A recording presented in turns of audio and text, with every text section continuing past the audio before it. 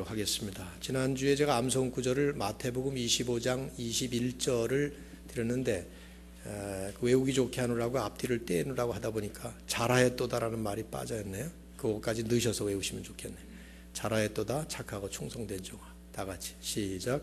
잘하였도다 착하고 충성된 종아, 내가 적은 일에 충성하였음에 내가 많은 것을 내게 맡기리니 내 주인의 즐거움에 참여할지어다. 마태복음 25장 21절 말씀. 오늘은 사도행전 19장 1절부터 20절까지 보겠습니다. 좀 본문이 길어서 제가 전체를 다 읽겠습니다. 여러분이 마지막 절인 20절만 함께 읽어주시기 바랍니다.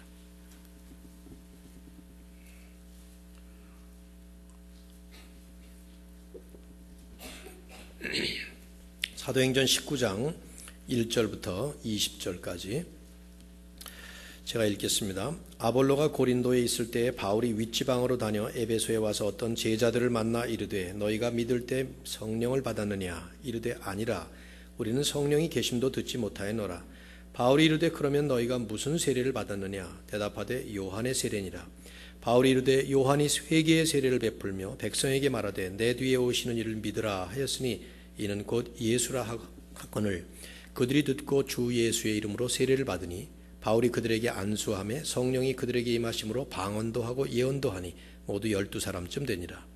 바울이 회당에 들어가 석 달 동안 담대히 하나님 나라에 관하여 강론하며 권면하되 어떤 사람들은 마음이 굳어 순종하지 않고 무리 앞에서 이 도를 비방하거늘 바울이 그들을 떠나 제자들을 따로 세우고 두란노 서원에서 날마다 강론하니라. 2해 동안 이같이 하니 아시아에 사는 자는 유대인이나 헬라인이나 다 주의 말씀을 듣더라.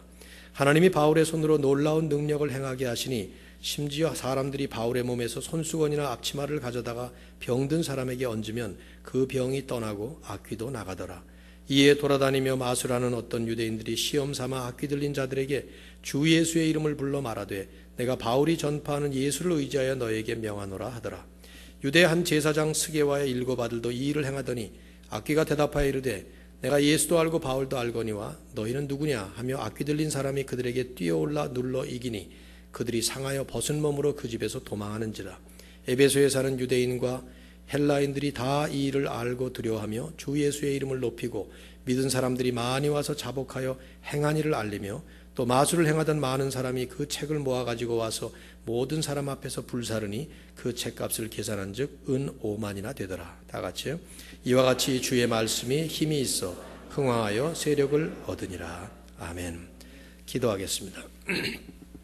하나님 아버지, 오늘도 우리에게 귀한 예배 주신 것을 감사합니다. 또 예배 가운데 말씀을 함께 묵상할 수 있는 시간 주신 것도 감사드립니다. 그러나 이 말씀의 주인은 하나님이시며 성령의 감동으로 기록한 말씀을 저희들이 봐야 되는데 성령께서 우리를 조명하여 주셔서 눈도 열어주시고 마음도 여시고 귀도 열어주시옵소서. 말씀을 통해서 우리에게 들려주시는 하나님의 음성 듣는 시간 되게 하여 주시옵소서. 그래서 반응하며 순종하며 하나님의 뜻대로 이 말씀에 합당하게 살 수 있도록 우리를 도와주시옵소서.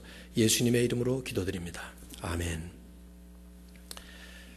추천해드리고 싶은 책 한 권이 있습니다. 한국의 교회 역사학자인 박용규 교수라는 분이 쓴 평양 대부흥운동이라는 책입니다. 이미 나온 지가 10년이 넘었고 또 책의 분량도 650여 페이지에 달하는 다소 방대한 분량이긴 하지만 한국 초대교회에서의 한 토막을 아주 참 잘 정리해 놓은 책입니다. 특별히 1901년부터 1910년까지 그 10년 동안 일어났던 한국 초대교회 부흥사를 아주 잘 분석한 그리고 읽기도 쉽게 잘 쓰신 책이라고 생각됩니다. 이 책은 어떻게 우리 한반도에 복음이 지금처럼 자리 잡고 확장될 수 있었는가 하는 것에 대해서 한국 교회의 부흥의 근원을 살펴보고 그러면서 100여 년 동안의 그 한국 교회의 역사를 1903년도에 일어났던 원산 부흥, 1907년도에 일어났던 평양 대부흥, 1909년도에 일어났던 백만인 구령운동, 이 세 가지의 이 특별한 부흥 운동이 촉발시킨 역사라 그렇게 분석하고 정리한 책입니다. 이 책을 이제 읽다 보면 마음속에 여러 가지 질문과 도전이 일어날 거예요. 100여 년 전에 일어났던 그 한국 교회의 부흥은 그러면 지금은 어떻게 되었는가 하는 질문이 생깁니다. 왜 지금의 교회는 그때처럼 그렇게 부흥하지 않고 있는가? 그런 도전을 받게 돼요. 그래서 그럼 우리는 어떻게 해야 되는가? 이런 생각을 하게 만들죠. 왜냐하면 하나님은 하나님께서 일으키시는 그 하나님의 부흥을 통해서 하나님의 나라를 세워가시기 때문입니다. 그래서 교회 역사를 보면 어느 지역에서나 하나님이 꼭 필요한 때에 하나님의 방법으로 하나님의 부흥을 일으키셨거든요. 오늘도 우리가 이제 보게 되는 본문 사도행전 19장의 말씀에도 초대교회사의 한 부흥 일화를 우리에게 소개하는 것입니다. 제목을 제가 평양 대부흥을 따서 에베소 대부흥 이렇게 써봤어요. 여러분이 본문의 10절과 20절을 한번 보시겠습니까? 10절을 보시면 아시아에 사는 자는 유대인이나 헬라인이나 다 주의 말씀을 듣더라. 에베소뿐만 아니라 아시아 전역에 하나님의 말씀이 왕성하게 펼쳐지는 것을 보여주고 있죠. 제 판단에는 아마도 계시록 2장 3장에 나오는 7교회, 그 에서버두 사빌라 이 교회들 있잖아요. 에베소 교회, 서모나 교회, 버가모 교회, 두아디라 교회, 사대 교회, 빌라델비아 교회, 라오디게아 교회, 이 교회들이 아마 이때에 세워지지 않았을까 그런 생각이 들어요. 특별히 20절 말씀을 주목할 필요가 있는데 20절 같이 읽어보겠어요? 다음 주 암송이니까 시작. 이와 같이 주의 말씀이 힘이 있어 흥왕하여 세력을 얻으니라. 즉 하나님의 말씀이 에베소뿐만 아니라 아시아 전역에 퍼지면서 전체가 획기적인 영적 변화가 일어났다는 것을 말씀하고 있는 것인데, 특별히 이 20절 말씀은 사도행전을 읽을 때 주목할 말씀이에요. 왜냐하면 누가가 용어를 조금씩 달리하긴 하지만 이 표현의 이 말씀을 6번을 반복하면서 그 초대교회의 부흥을 소개할 때마다 이 말씀의 표현을 썼습니다. 제일 먼저 나오는 것은 6장 7절이에요. 예루살렘 교회가 시작이 된 다음에 6장 7절을 보면 하나님의 말씀이 점점 왕성하여 예루살렘에 있는 제자의 수가 더 심히 많아졌다. 예루살렘의 부흥을 설명할 때 썼습니다. 9장 31절로 가보시면 온 유대와 갈릴리와 사마리아 교회가 평안히 든든히 서가고 수가 더 많아지니라. 유대와 사마리아 부흥을 이 말씀 한마디로 표현을 했어요. 12장 24절에는 간단하게 하나님의 말씀은 흥왕하여 더하더라. 헤롯이 죽은 다음에 교회를 핍박하려고 하던 헤롯이 벌레 먹고 죽은 다음에 안디옥 교회를 중심으로 해서 땅끝 선교가 시작되기 전에 그 과도기에 하나님의 교회가 부흥하는 것을 그렇게 설명을 한 것이죠. 16장 5절을 보면 바울이 1차 선교 여정을 마치고 2차 선교 여정이 시작된 다음에 아시아 교회들의 부흥을 이렇게 설명을 했어요. 이에 여러 교회가 믿음이 더 굳건해지고 수가 날마다 늘어가니라. 그리고 오늘 본문과 사도행전 마지막 장 마지막 절 28장 31절에 또 한 번 나옵니다. 그래서 사도행전 전체를 쓰면서 누가는 그 단락을 그 부흥의 사건과 부흥의 모습을 설명하는 이 말씀으로 우리에게 표현해 주고 있어요. 즉 누가를 통해서 사도행전을 기록하신 성령님께서는 초대교회에서 일어난 부흥의 역사를 반복해서 기록하면서 오고 오는 모든 세대의 교회들에게 부흥의 당위성과 부흥의 비결을 알려주는 것입니다. 왜냐하면 하나님의 나라가 완성되는 그날까지 하나님의 교회는, 이 땅의 지상교회들은 계속해서 이 하나님의 부흥을 바라보면서 맡겨주신 사명을 끝까지 감당해야 되는 책임이 있기 때문이죠. 오늘 이 에베소 부흥 사건을 한번 살펴보면서 우리 시대, 저나 여러분이나 우리 시대, 특별히 우리 교회, 또 우리 한 사람 한 사람 개개인이 이 말씀을 통해서 하나님이 우리에게 원하시는 것이 무엇인가, 특별히 부흥이라는 관점에서 우리가 이 말씀을 좀 우리 자신에게 잘 비춰보면서 적용해 봤으면 합니다. 본문의 내용이 길기 때문에 제가 먼저 좀 스케치를 쭉 본문을 같이 좀 해야 될 것 같아요. 한번 쭉 따라 보시죠. 바울이 이제 세 번째 선교 여정이 시작됐어요. 이미 18장 한 23절, 22절 그 말씀에서 좀 약간 두리뭉실하게 2차 선교 여정이 맺어지고 3차가 시작되도록 했던 그 이유가 있다고 말씀을 이미 드렸었는데요. 뭐 요즘에 새로 오시는 우리 청년들이 성도들은 지금 이게 제가 사도행전을 횟수로 3년째 들어가고 있고요. 오늘 몇 번째입니까? 68번째네요. 근데 하여튼 3년째네요. 그 횟수로는 말이죠. 한 해 뭐 몇 번 못하니까 말이죠. 그래서 지금 중간에 지금 나오긴 하지만은 여러분이 쭉 한번 사도행전을 한 역사의 흐름으로 읽으시면 좋을 것 같아요. 어쨌든 세 번째 선교 여정이 시작됐어요. 그래서 지금의 터키의 동쪽에서부터 갈라디아, 부르기아 이렇게 쭉 다니면서 서쪽 지역으로 가는 것입니다. 그럼 거기 이제 에베소 교회가 나옵니다. 그러니까 에베소라는 지역이 나오는데 그 에베소에 이르렀을 때 사도 바울이 이렇게 보니까 거기 믿는 사람들이 많이 있었는데 어떤 제자들이라는 사람들이 좀 이상한 모습을 보인 것 같아요. 그래서 묻습니다. 여기 본문의 2절에 보시면 너희가 믿을 때 성령을 받았느냐 하고 물어요. 이 질문에 포함된 의미는 뭐겠어요? 이 사람들이 성령 받은 것 같지가 않았다는 것이죠. 그래서 너희가 믿을 때 성령을 받았느냐 하고 물으니까 아니나 다를까 대답이 아니 우리는 성령이 계심을 듣지도 못했습니다. 그렇게 대답을 합니다. 그러면 무슨 세례를 받은 것이냐? 그랬더니 요한의 세례를 받았습니다. 요한이라는 말은 사도 요한이 아니고 세례 요한이야. 예수님 오시기 바로 전에 있었던 세례 요한. 바울이 설명을 하죠. 그 세례 요한은 회개의 세례를 베푼 것이다. 그리고 세례 요한 자신도 백성들에게 그 당시에 뭐라고 말하는가 하면 내 뒤에 오시는 예수를 믿어야 된다. 그렇게 말씀하셨다. 그래서 바울이 그 설명을 하니까 본문에 정확히 나오진 않지만 이들이 그때 예수님을 받아들인 것이겠죠. 그래서 예수 그리스도의 이름으로 세례를 베풀었어요. 그리고 바울이 그들에게 안수하니까 6절에 성령이 그들에게 임하셨고 그러면서 그런 일종의 가시적인 증거로 방언이 나오고 또 예언을 하는 사람이 있었는데 한 12명쯤 그런 일이 있었다는 것입니다. 여러분 혹시 들어보셨나요? 혹시 여러분이 그런 배경에서 신앙생활 하시지 않았을까요? 펜타코스털 오순절 계통의 교회에서는 이 본문을 가지고 기독교로 입문하는 데는 두 개의 단계가 있다. 그렇게 설명을 합니다. 그런 신학적인 교리에 대한 일종의 모델 텍스트로 이 본문을 사용해요. 무슨 말이냐면 그들은 믿음의 단계가 있고 성령 받는 단계가 따로 있다. 그렇게 얘기를 하는 것이죠.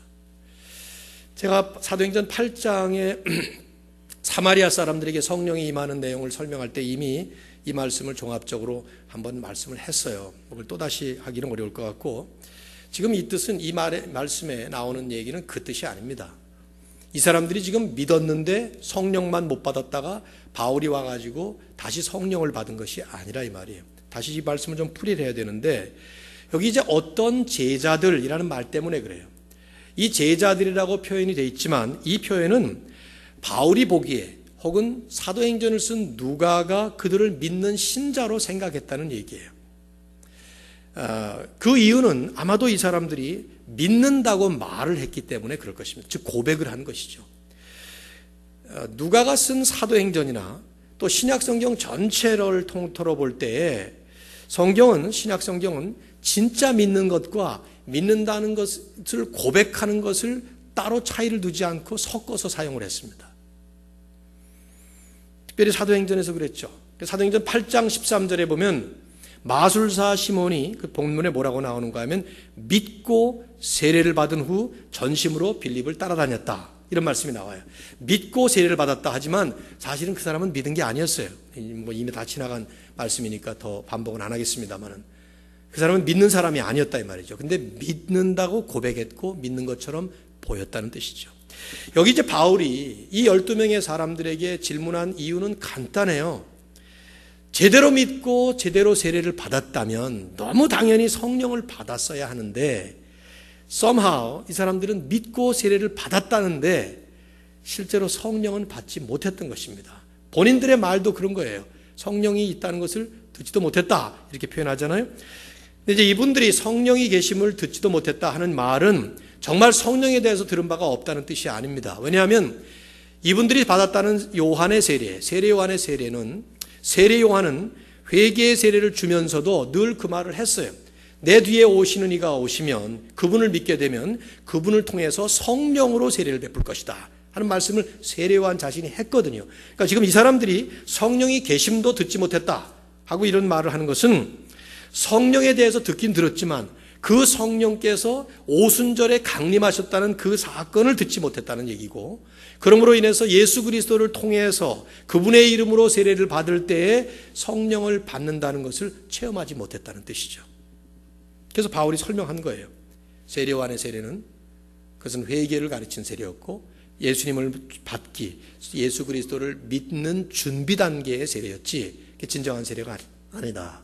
그래서 그 말씀을 가르쳤더니 이 사람들이 예수를 믿고 비로소 예수 그리스도의 이름으로 세례를 받자, 그리고 바울이 안수하자 그들에게 성령이 임한 것입니다. 그래서 성령이 임했다는 증거가 보여지기 위해서 방언도 하고 예언도 나왔다는 거예요. 또 이 말씀을 또 그와 관련된다면, 성령을 받는다는 것은 세례를 통해서 받는다 혹은 안수기도를 통해서 받는다 그 뜻이 아닙니다. 그 별도로 구별될 수 있어요. 사도행전은 아주 다양하죠. 10장에 고넬료가 세례를 받을 때 보면은 이미 고넬료는 성령이 임한 다음에 세례를 받았어요.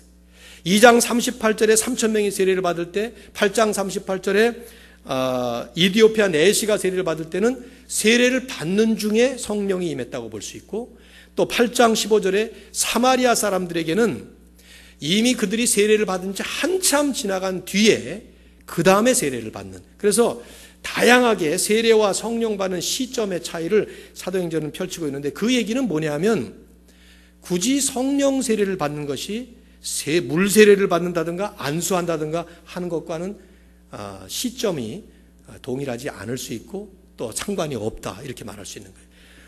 누가가 지금 이 사건을 우리에게 보여주고 있는 그 핵심은 다른 데 있는 것이죠. 그건 뭐냐면, 어떤 사람들은 겉으로는 믿는다고 말을 하는데 실제로 그렇게 보이기도 하는데 진정한 믿음이 아니었다는 거예요. 이걸 다른 말로 환원하면, 예수를 바로 믿으면 반드시 성령을 받는다는 것입니다. 즉 예수를 분명히 믿는다면 성령님이 그 안에 계셔야 된다는 것입니다. 사도행전뿐만 아니라 신약성경 전체가 교훈하는 것이 바로 그 내용이죠. 그리스도인이 된다는 것은 곧 성령님을 모셔드린다는 것이고, 그러므로 인해서 내가 그리스도인이다 라고 말을 분명히 할 수 있으려면 성령이 계신 증거가 있어야 된다는 것입니다. 그게 굳이 방언이나 예언 같은 건 아니에요. 초대교회의 사도행전 시절에 가시적으로 드러나기 위해서 했던 것뿐이죠. 오히려 사도 바울을 포함한 사도들은 신약성경의 서신서의 교리들을 진리로 설명을 하면서 성령의 열매를 강조하죠. 갈라디아 5장 같은 데 보면 성령의 9가지 열매가 나옵니다. 외우시는 분 계신가요? 성령의 9가지. 그 9가지가 성령의 열매의 전부는 아니에요. 그 외에도 뭐 많이 있겠지만 특별히 9가지, 사랑과 이렇게 따라서 같이 하시면 좋을 것 같아요. 아시는 분들, 사랑과 희락과 화평과 온유와 오래 참음, 자비, 양선, 충성, 온유, 절제, 이런 열매들이 나오죠. 그게 이제 일종의 하나의 예입니다. 성령이 우리 가운데 계시면 우리가 사랑의 사람으로 바뀌고, 기뻐하는 사람으로 바뀌고, 화평의 사람으로 바뀌고, 오래 참게 되고, 자비와 양선을 베풀게 되고, 충성스럽고 믿음직스럽게 되고, 온유하게 되고, 절제하게 되고, 이런 것들이. 그런데 예수 믿는다고 하는데 성령의 열매가 없다? 이건 있을 수 없다 이 말이죠. 성령과 예수 믿는 믿음은 하나가 되어야 된다 하는 것을 얘기를 합니다. 에베소의 대부흥이 일어나기 전에 사도 바울이 그 가운데 12명에게 이런 일을 하게 된 것이, 이것이 우연은 아니에요. 아무 상관이 없는 일이 아닙니다. 성령의 역사가 임하기 전 그 에베소 교회 안에 12명만 이랬으니까 나머지 사람들은 다 제대로 믿은 사람이었다고 볼 수가 있는 것이겠죠.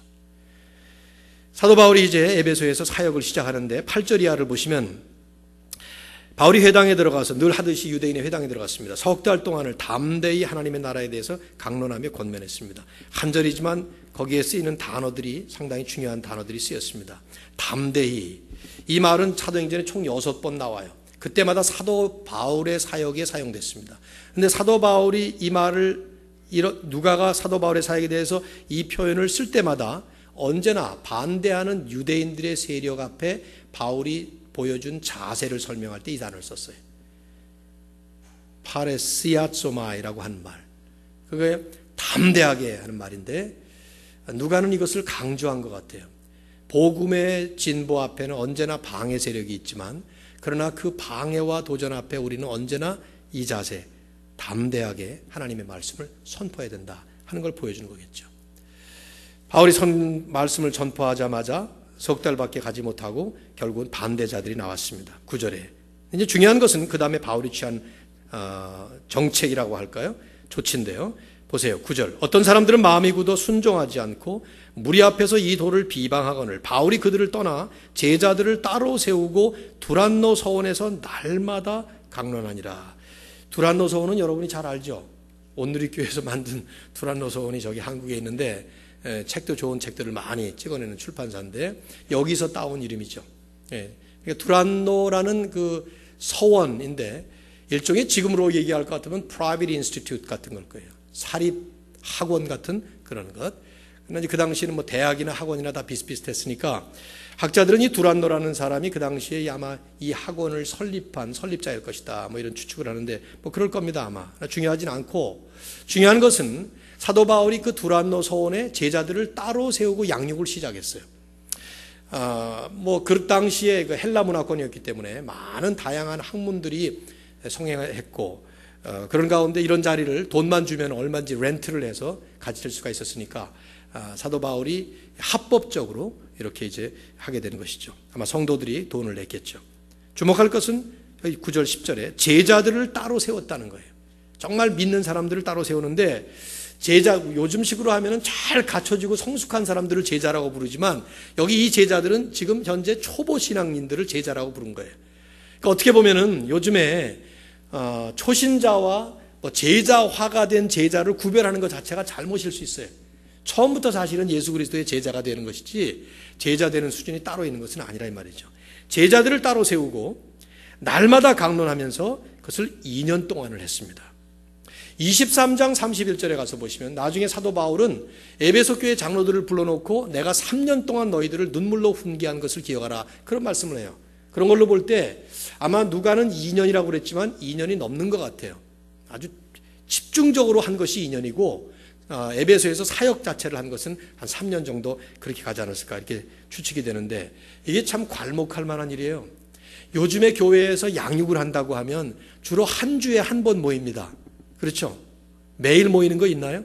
새벽기도 빼놓고는 한 주에 한 번 모이는데 한 주에 한 번 양육을 하는 것을 우리가 한다면 우리는 지금 양육이 시작이 되면 한 학기 동안에 10주가 진행이 되고 그 다음에 또 10주 해서 1년에 겨우 20주 이렇게 하는데 생각해 보세요. 지금 매일 모이기를 2년을 했습니다. 그러면 매일 2년이면 어림잡아 700일이라고 잡을 수 있다면은 이건 한 주에 한 번 모이는 걸로 하면 700번 모인다면 14년에 해당되는 일이고 3년 동안을 했다면 그건 뭐 20년에 해당되는 엄청난 그런 장기적인 기간 동안에 아주 집중적으로 말씀을 양육한 것이죠. 그 결과가 10절이었어요. 아시아에 사는 사람들은 누구나 하나님의 말씀을 다 듣게 됐습니다. 그러면서 이제 하나님께서 그 에베소의 이런 과정 속에 아주 놀라운 일을 행하신 것을 그 다음 본문에 누가가 기록을 하죠. 자, 11절 말씀 한번 같이 읽어봅시다. 시작.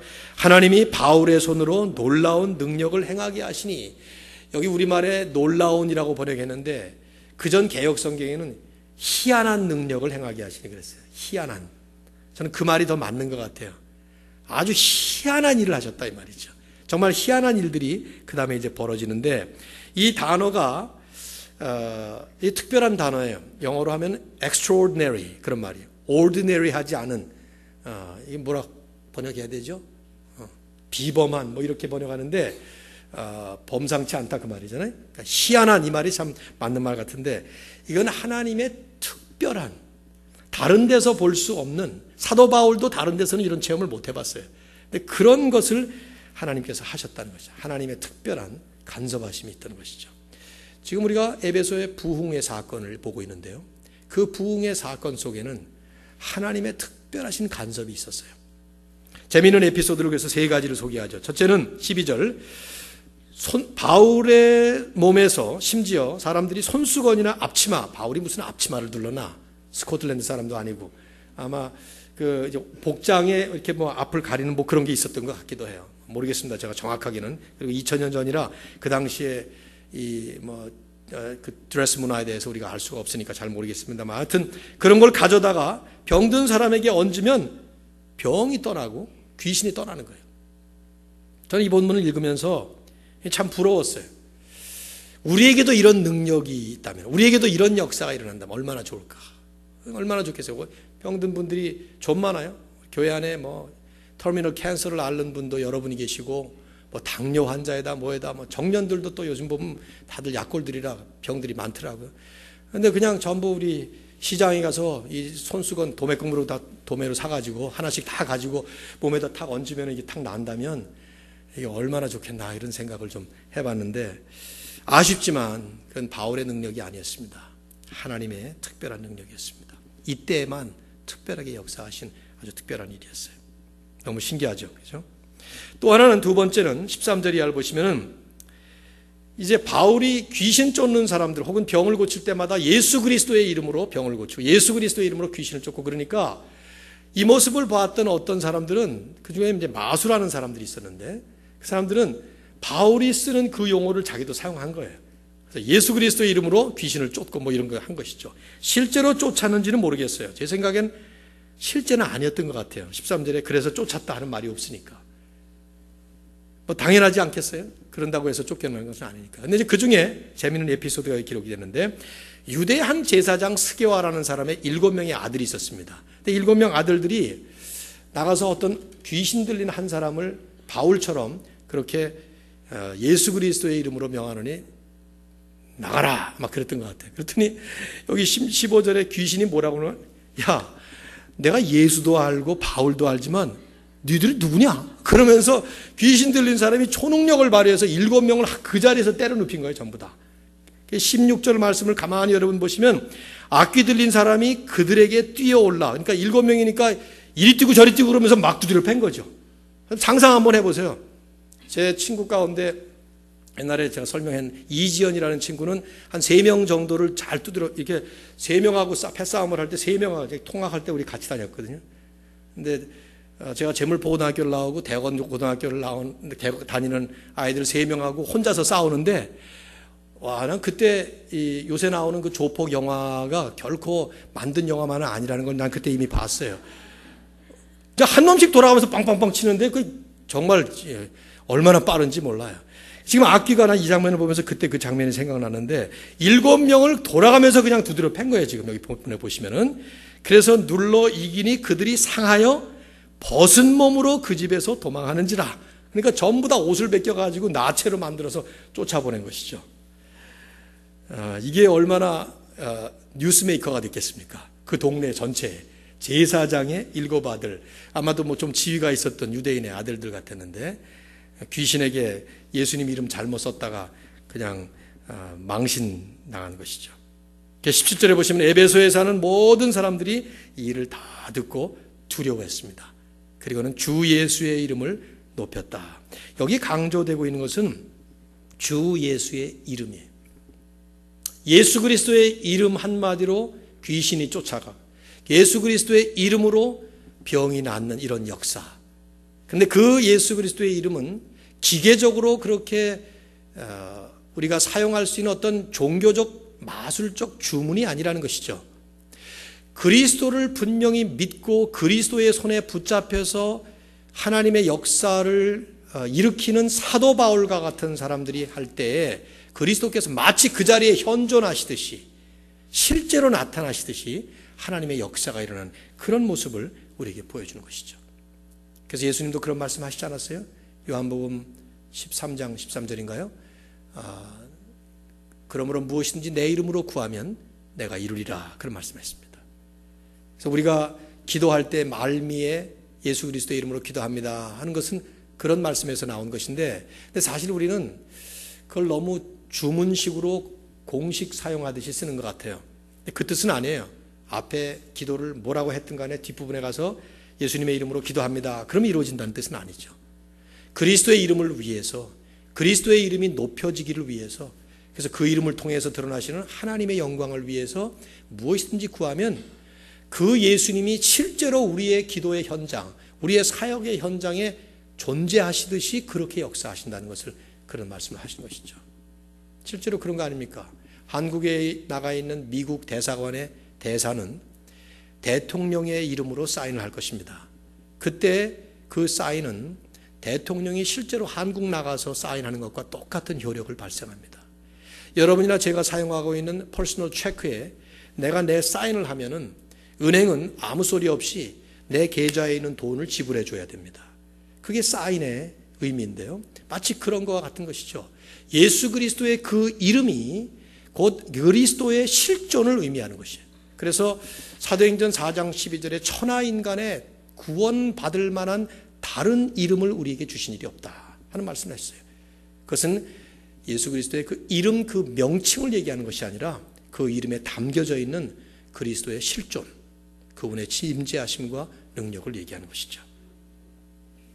그리고 마지막에 또 하나 일화가 마술사들이 회개하고 주님 앞으로 돌아오는 19절에 나오는 얘기입니다. 마술을 행하던 많은 사람이 책을 모아가지고 와서, 마술책들이죠, 모든 사람 앞에서 불사르니 그 책값을 계산한 즉 은 5만이나 되더라.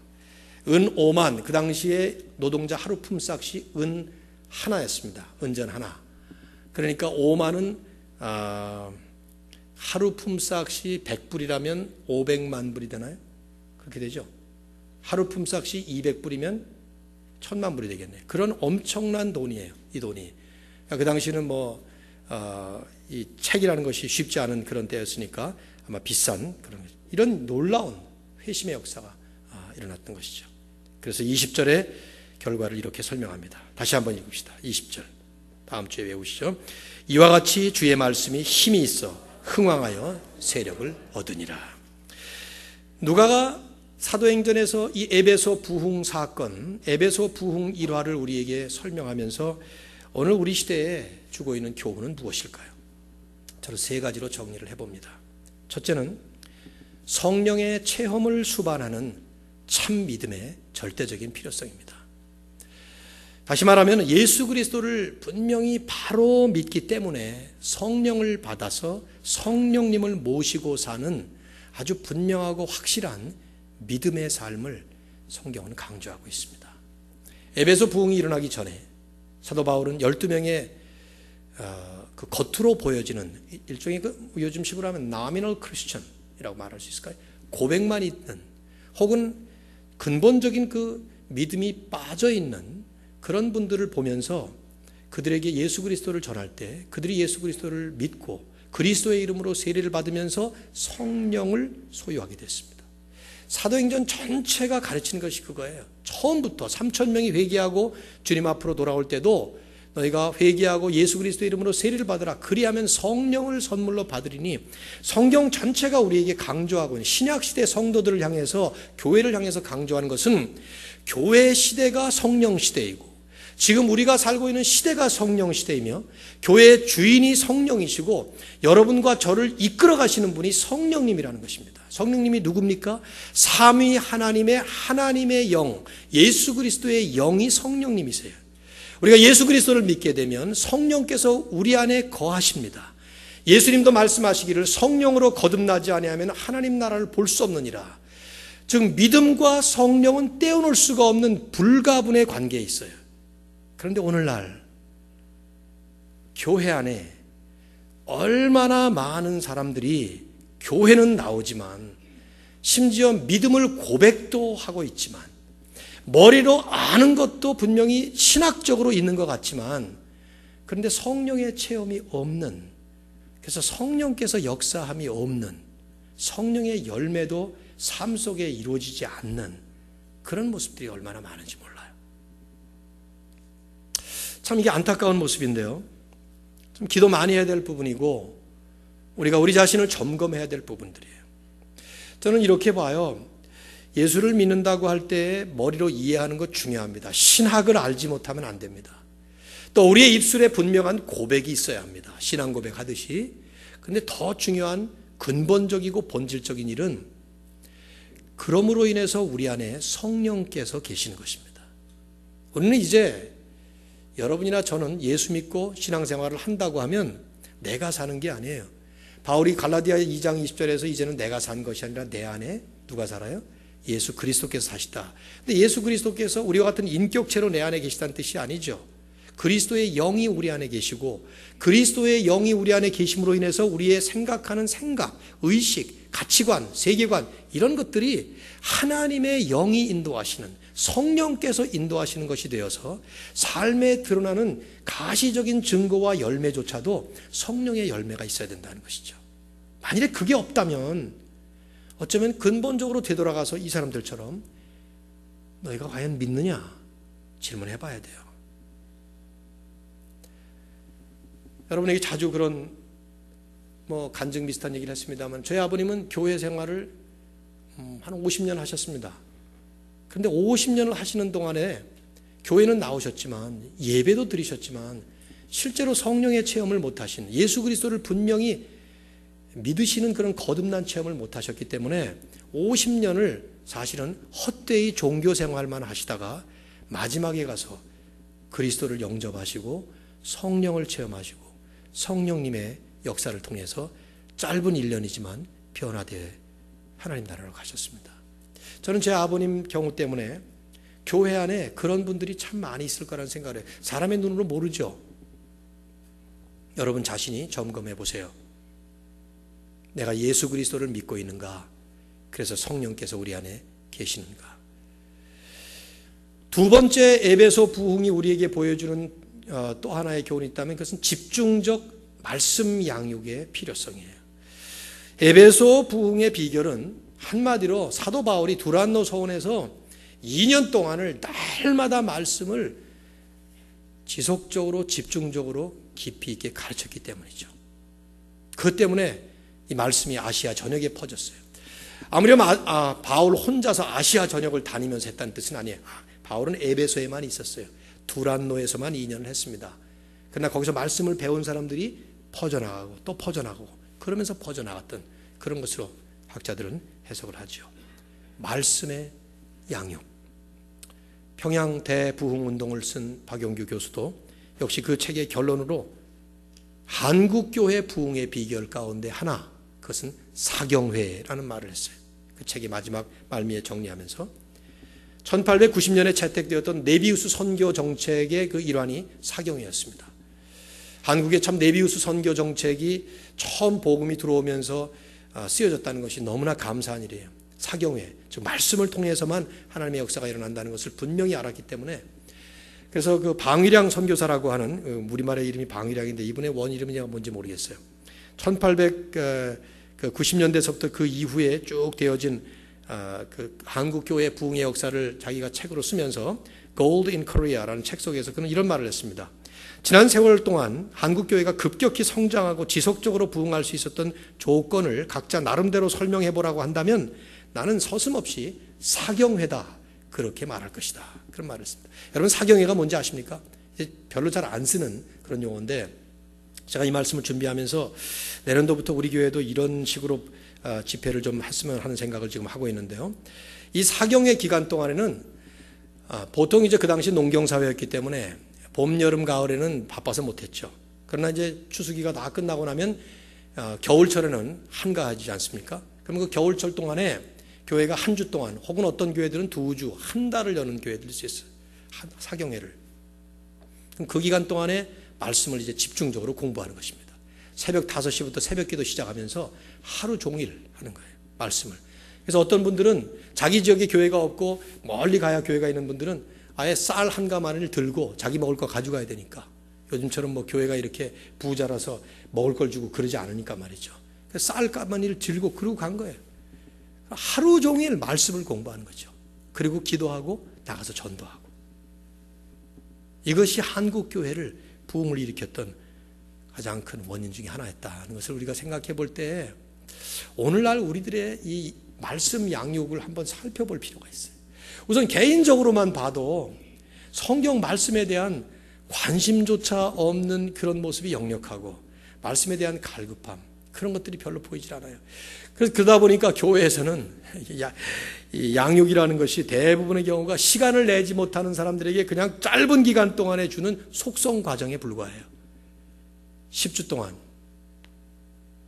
그것도 잘 들어오시면 다행이죠. 유진 피러슨 목사님이 한탄하지 않았어요? 오늘날 기독교는 패스트푸드를 먹으려는 패스트 릴리전으로 변질돼 버리고 말았다. 어느 교회나 마찬가지예요. 패스트푸드를 먹으려는 패스트 릴리전.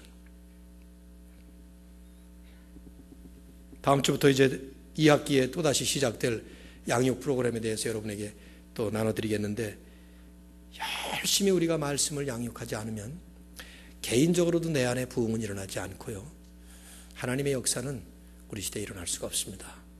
언제나 보면 부흥의 역사를 보면 말씀을 통해서 일어난 역사를 역력하게 보여줍니다. 성경의 구약시대의 마지막 부흥이 느헤미야 때의 부흥이에요. 느헤미야 8장을 읽어보면 그때 온 백성들 안에 회개와 각정운동이 일어났습니다. 근데 어떻게 일어난지 여러분 아십니까? 한번 읽어보세요. 나중에 느헤미야 8장. 에스라가 말씀을 강론해요. 그런데 느헤미야 8장 1절과 2절을 보시면은 에스라가 사람들을 불러 모은 게 아니에요. 야, 여기 지금 내가 말씀을 강론하니까 모여라, 그런 게 아닙니다. 백성들이 에스라에게 부탁을 했어요. 율법을 강론해 주시오 하고 부탁을 했습니다. 그래서 에스라가 특별히 만든 제작한 강단 위에 올라가서 말씀을 하는데 설교가 아니었어요. 율법을 읽기만 한 것입니다. 근데 읽기만 했는데 새벽부터 오전까지 아침 6시간 동안을 계속 율법을, 아마 신명기 같은 말씀을 읽었을 것 같아요. 그 말씀을 읽는데 백성들이 회개를 하기 시작하고 영적 각성이 일어나면서 구약시대의 그 마지막 대부흥이 그 자리에서 일어나죠. 하나님의 부흥이 일어날 때는 말씀을 읽기만 해도 각성이 일어나고 부흥이 일어나는 것을 체험합니다. 어거스틴이 수십 년 방탕하다가 로마서 13장 12절에 그 짝 한 말씀, 밤이 깊고 낮이 가까웠으니 그러므로 이제 우리가 어둠의 일을 벗고 빛의 갑옷을 입자 하는 말씀을 읽으면서 그 말씀 앞에 자신의 지난 세월의 모든 타락한 생활을 정리를 해버립니다. 마틴 루터가 종교 개혁을 일으킬 때도 마찬가지예요. 로마서 1장 17절에 오직 의인은 믿음으로 말미암아 살리라, 그 한 말씀을 가지고 이신칭의, 믿음에 의해서 의롭다 함을 받는다 하는 대교리를 선포하고 그 무서운 교황권 앞에 95개의 조항을 걸고 싸움을 시작하죠. 히브리서 기자는 히브리 4장 12절에서 하나님의 말씀은 살았고 운동력이 있어, alive and moving, 좌우의 날선 어떤 건보다도 예리하여 우리의 혼과 영과 관절과 골수를 찔러 쪼개기까지 한다. 하나님의 말씀에 여러분 한번 깊이 잠겨보는 경험을 해보시기를 바랍니다. 공부 잘하는 우리 청년들이 우리 교회에는 가득 차 있는데 성경이 그다지 어렵지가 않아요. 성경은 맛을 몰라서 어려운 거예요. 맛을 몰라서. 하나님의 말씀을 한번 깊이 읽어보십시오. 구약 929장, 신약 260장, 합해서 1189장, 일주일에 20석 읽으면 1년이면 한 번 읽고, 일주일에 50장만 읽으면 1년이면 2번 읽습니다. 제가 여러분에게 개런티 할 수 있어요. 성경을 처음부터 끝까지 한 번만 통독하면 성경의 맛을 알게 됩니다. 이건 제 개런티가 아니에요. 성경의 개런티예요. 2번 읽고 3번 읽으면 눈이 열리기 시작합니다. 목사의 설교가 필요가 없습니다. 왜냐하면 성령께서 여러분에게 직접 설교하시는 것을 체험할 수 있기 때문이죠. 그러면 제가 지금 인간의 말로 여러분에게 설명하는 것보다 몇 배나, 아니 몇십 배, 몇 백 배나 위력을 발휘하는 그런 놀라운 체험을 말씀 앞에 무릎 꿇고 기도하며 묵상할 때 여러분이 체험하게 될 것입니다. 마지막 3번째로 하나님의 부흥은 하나님의 주권적인 특별한 역사가 필요합니다. 부흥은 하나님이 주시지 않으면 일어나지 못해요. 인위적으로는 못하는 것입니다. 사람이 못 일으킵니다. 그렇기 때문에 우리가 해야 될 일은 부흥을 사모하고 간절하게 기다리면서 기도하는 일이에요. 이 에베소 부흥 사건이 보여주는 부흥의 비유가 뭐냐? 결론을 짓는다면 하나님의 역사다 하는 것이에요. 하나님의 특별한 희한한 능력을 통해서 이런 일이 일어났던 것이죠. 그래서 미국의 제1차 대각성 운동의 The Great Awakening의 주역 인물이었던 조나선 에드워즈도 그런 말을 했어요. 부흥운동은 결코 인간적으로 어떤 노력으로 만들어지는 것이 아니다. 하나님의 간섭하심이 있어야만 한다. 그런 말을 했죠. 그러나 이제 이러한 간섭하심은 박용규 교수가 서문에서 쓴 것처럼 그 주권적인 은혜가 어느 곳에나 임하는 것이 아니라 철저한 회개와 통해 가운데 감으로 메마른 땅에 봄비를 기다리듯이 성령의 단비를 간절히 사모하는 곳에서만 나타나게 되어 있다. 이게 진리예요. 그래서 지난 세대에 누구보다도 하나님의 부흥을 간절히 사모했던 마틴 로이드 존스 목사님, 웨일즈 대부흥을 100주년 기념하면서 30여 편의 설교를 했는데 그 설교를 설교집으로 냈어요. 부흥이라는 책자에 번역도 되어 있습니다. 근데 그분이 그 책을 내면서 제목을 달았던 제목은 Revival, Can we make it happen? 부흥, 과연 우리가 그것을 일으킬 수 있는가? 그런 질문을 한 것이죠. 그러면서 그분도 그 책 속에서 부흥은 하나님이 일으키셔야 된다 하면서 그 하나님의 부흥을 간절하게 사모해야 된다 하는 얘기를 부흥에 대한 갈망이라는 챕터 속에서 알버트 반즈의 말을 인용하면서 이렇게 얘기를 했습니다. 들어보십시오. 결론을 지을 테니까요. 신앙을 고백하는 그리스도인들 전체가 한 덩어리가 되어서 부흥이 존재한다는 사실을 인식하고 그것을 간절하게 바라게 되는 그날은 교회사에 있어서 새로운 세대를 열 것이며 오순절 날에 나타난 것과 같은 능력의 나타남을 예고하는 날이 될 것이다. 그러면서 덧붙였어요. 오늘날 교회에 있는 우리들에게 부딪히는 가장 큰 난제가 있다면 신앙을 고백하는 대다수의 그리스도인들이 부흥이 존재한다는 사실조차, 그리고 부흥이 있어야 한다는 사실조차 확신하고 있지 못한다는 사실이다. 하나님의 부흥이 존재한다는 사실도 알지 못하고 하나님의 부흥이 있어야만 한다는 그 당위성도 우리가 인식하지 못해서 부흥에 대한 사모함이 없고 간절함이 없기 때문에 오늘날 하나님의 부흥은 지금 이렇게 멈춰지고 있는 것이다. 지난 세대의 선지자적인 설교를 했던 마틴 로이드 존스 목사님의 결론이었습니다. 여러분, 우리가 예배를 드리고 마칠 때마다 우리가 파송 찬양을 부릅니다. 한라에서 백두까지 이 땅의 동과 남과 북 무너진 세상 곳곳마다 하나님의 역사가 일어나고 복음이 증거되도록, 그래서 우리가 후렴 부분에 가면 성령의 새바람 이 땅에 불어오소서, 고영원 씨가 쓴 이 찬송의 가사를 우리들이 참 성경적으로 부흥을 사모하는 마음을 가지고 늘 부르면서 떠나가죠. 여러분의 마음의 부흥에 대한 사모함이 얼마나 있습니까? 그 사모함이 없으면 개인적으로도 부흥 체험 못해요. 교회적으로는 더 못하고요. 그러나 부흥은 언제나 소수의 갈망하는 그리스도인들을 통해서 일어났어요. 여러분 가운데 단 한 사람, 두 사람, 10사람 이런 소수의 그리스도인들이 간절하게 하나님의 역사를 사모하면 하나님은 하나님의 일을 일으키실 것이라고 분명히 믿습니다. 이런 놀라운 하나님의 축복의 역사에 동참할 수 있기를 주의 이름으로 축원합니다. 우리 이 찬양을 함께 부르고 그리고 함께 기도하는 시간을 갖도록 하겠습니다.